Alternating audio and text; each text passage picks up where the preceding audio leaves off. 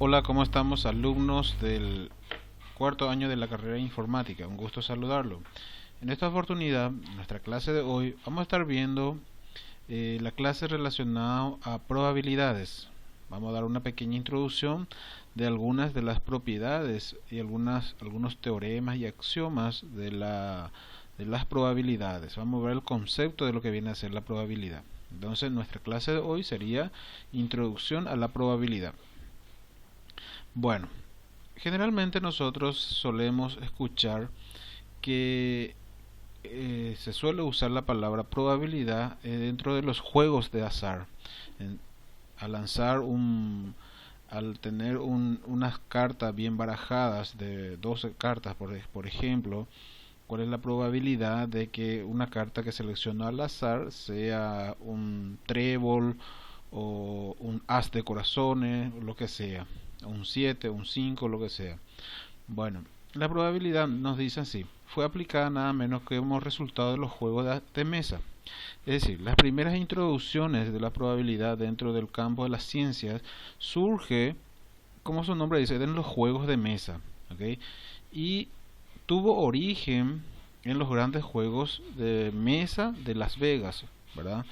En los casinos de Las Vegas. Entonces se estudia las probabilidades de que salga un 7 un 6 perdón, al lanzar un dado, o la probabilidad de que caiga un, no sé, un 5 de espada al tener un conjunto de cartas bien barajadas, ¿verdad?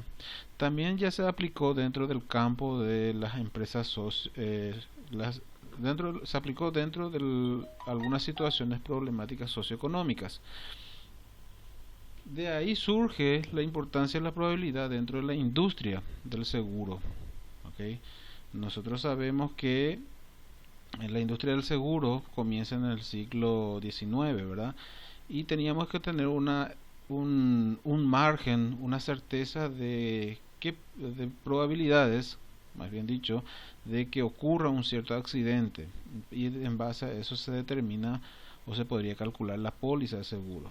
Entonces, dentro de esos campos ya comienza a surgir los primeros términos o los primeros principios probabilísticos. En nuestro caso, nosotros vivimos en un mundo donde somos incapaces de pronosticar el futuro. Nosotros no podemos definir cuál sería el resultado del futuro. Como su nombre dice, un pronóstico. Por ejemplo, si nosotros pronosticamos si mañana va a llover, eh, hay un cierto porcentaje de 90% de que llueva, 80% que llueva, pero son pronósticos, no tenemos la certeza de que sí va a llover o no va a llover. Entonces vivimos en ese mundo de incertidumbre donde no podemos eh, tener un resultado con certeza. ¿Okay? El cálculo de las probabilidades estudia las leyes que rigen los acontecimientos aleatorios. ¿Okay? Y vamos a estar trabajando en el campo de las probabilidades, vamos a estar trabajando y conociendo un poco lo que viene a ser la parte de teoría de conjunto, es decir, llevan los mismos conceptos de una teoría de conjunto, una teoría numérica. Ok, para tener una idea, la estadística como su definición habíamos dicho al principio del módulo, viene a ser una ciencia que trabaja con variables, ¿verdad? Con variables, estatura, peso y la relación entre las mismas. También se conoce a esas variables como valores más bien, esas variables son valores que se conocen, ¿verdad? Las variables son valores que se conocen. Si yo elijo un alumno de una universidad y digo su estatura es de 1,70, se conoce ese valor de que es 1,70 de estatura, ¿verdad? Y trabajamos como resultado de la experiencia y la observación. Es decir, ¿qué quiere decir eso? Que los resultados que nosotros obtenemos son resultados de que hemos preguntado o que hemos observado y hemos anotado esos resultados. En cambio, en el cálculo de las probabilidades ya se trabaja con variables que no se conocen y esas variables se les llama variables aleatorios, ¿ok? Es decir, no se puede pronosticar cuál sería el resultado que se va a tomar en un experimento que se va a hacer. Por ejemplo, al lanzar una moneda, ¿cuál es la probabilidad que caiga una cara? ¿No se entiende? No se puede decir vas a caer una cara. ¿Se entiende? Entonces podemos decir que hay un 50% de probabilidad de que caiga una cara y un 50% de que no caiga una cara. Son una opciones de dos, ¿verdad? Porque tenemos una cara de dos opciones que podría ser cara o cruz. Entonces ya en el campo, en el cálculo de las probabilidades, ya trabajamos ya con variables que son aleatorios. Como su nombre dice, aleatorios, puede ser al azar. ¿Okay? Muy bien. El experimento. Dentro del campo de la probabilidad vamos a estar viendo lo que viene a ser los experimentos. Y los experimentos podría ser, es cualquier proceso que produce un resultado o una observación. Es decir, si yo lanzo una moneda una vez, eso podría ser un experimento. Lanzar una moneda. O lanzar un dado. Al lanzar un dado una vez, entonces ese sería un experimento. Experimento aleatorio es un fenómeno en que se pueden dar las siguientes condiciones. En nuestro caso, vamos a estar dentro de las probabilidades, vamos a estar trabajando con experimentos aleatorios. Se puede tener las siguientes condiciones. Se puede repetir todas las veces que se precise en singulares condiciones. Como les dije, al lanzar una moneda 3 veces, puede ser que caiga cara 2 veces, o puede ser que caiga 3 veces, luego cara, o puede ser que caiga una vez. Pero se puede repetir esas opciones.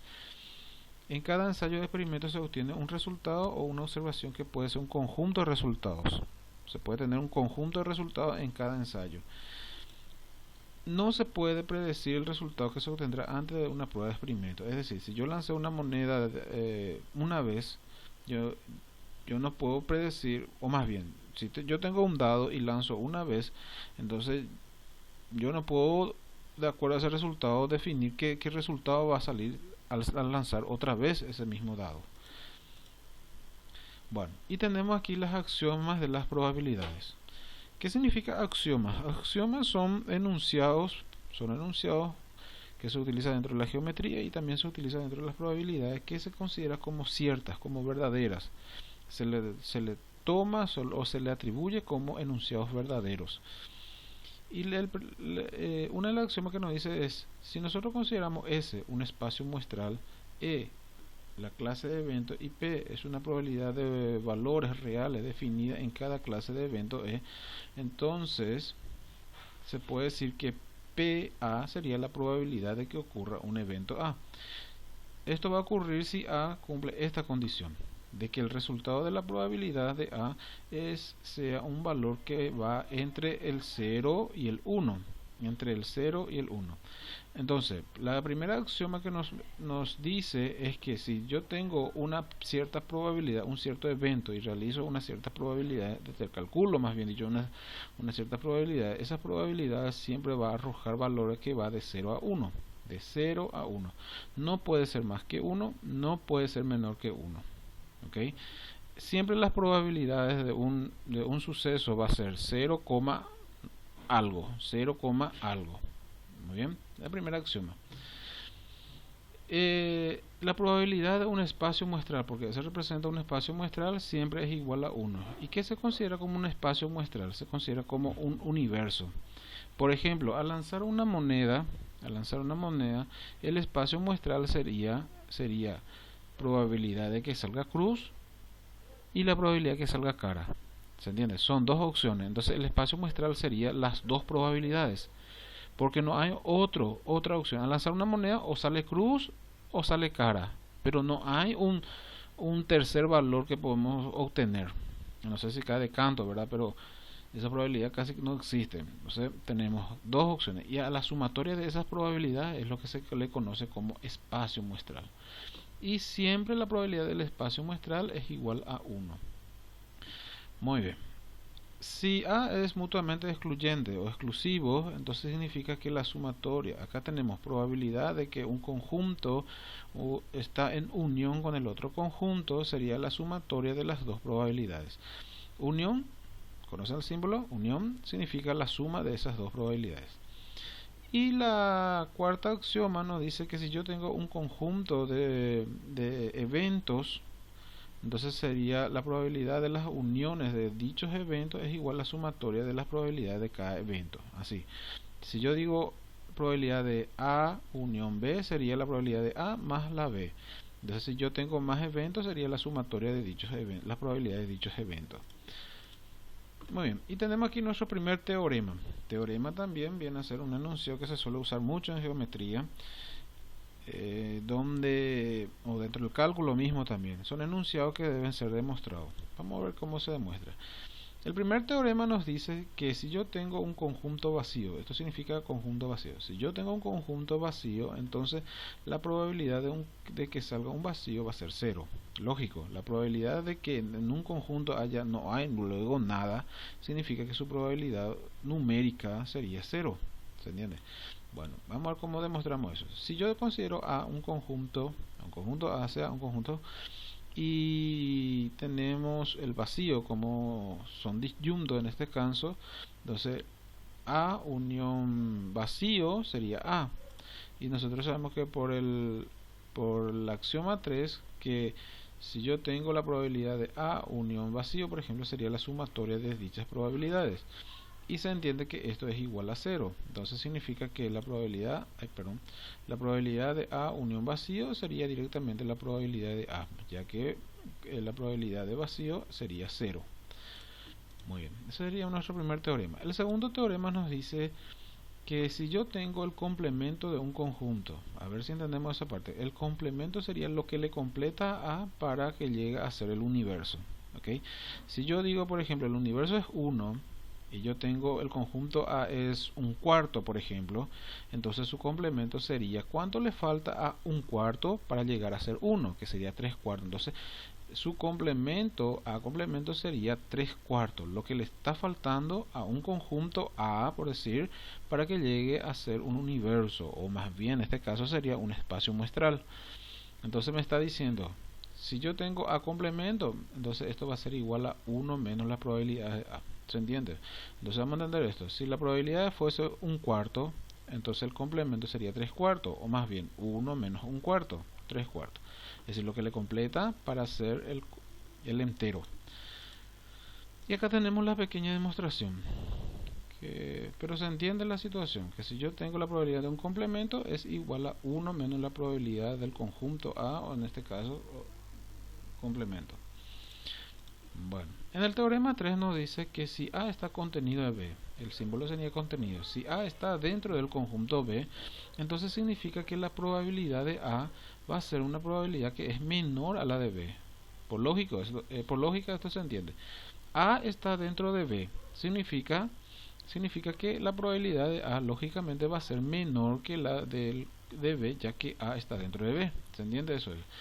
Se puede descomponer en los eventos A y B sobre A. Esto se le llama probabilidad de B dado que ocurrió A. Son mutuamente exclusivos. Ok, exclusivo significa que son excluyentes. Por ejemplo, si yo tengo la probabilidad de B es igual a la probabilidad de A más la probabilidad de B dado que ya ocurrió A, significa. Se le llama probabilidad condicional, que vamos a estar viendo para la siguiente clase esto. Probabilidad condicional. Entonces se tiene que el conjunto A está dentro de B. Entonces sería A y B menos A sería la unión, porque acá tenemos una suma, sería la unión de la probabilidad de A unión la probabilidad de B dado que ocurrió A. Ok, ya sabemos que esto sería la sumatoria, ¿verdad? Porque acá tenemos una unión, la sumatoria de dichas probabilidades, que se demuestra que cumple esta condición. Bueno, teorema 4 nos dice que si A y B son dos eventos, entonces la probabilidad de A, ¿cuál sería la probabilidad de A ya que ocurrió B? Sería la probabilidad de que ocurra A menos la probabilidad de A intersección B. Intersección sería la intersección sería la probabilidad de que ocurra A y B al mismo tiempo. Okay, A y B al mismo tiempo. Bueno, entonces se puede descomponer en dos eventos mutuamente exclusivos: probabilidad de A dado que ocurrió B y probabilidad de A intersección B.